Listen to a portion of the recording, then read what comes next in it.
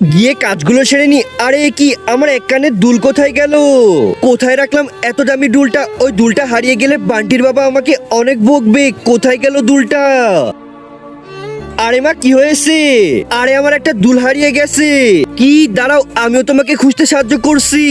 এই বিছানার উপরে রাখি নাই তো? না, এই বিছানার উপরেও তো নেই। এই খাটের নিচে আছে নাকি দেখি। আরে এই তো মায়ের দুল পেয়ে গেছি। মা মা, এই যে দেখো তোমার দুল পেয়ে গেছি। আরে বান্টি, তুমি অনেক ভালো কাজ করেছো, অনেক অনেক ধন্যবাদ তোমাকে। বান্টি তো আমাকে সাহায্য করলো। এক কাজ করি, বান্টিকে একটা চকলেট এনে দিই। বান্টি, 1 মিনিট দাঁড়াও, আমি এক্ষুনি আসছি। একজন মা কতটা আপন হয়, যাদের মা নাই তাদেরকে জিজ্ঞেস করো।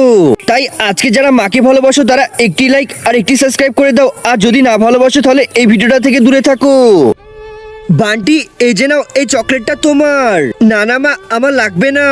আরে বান্টি, কি হয়েছে? আমার চকলেট লাগবে না, তাহলে কি লাগবে?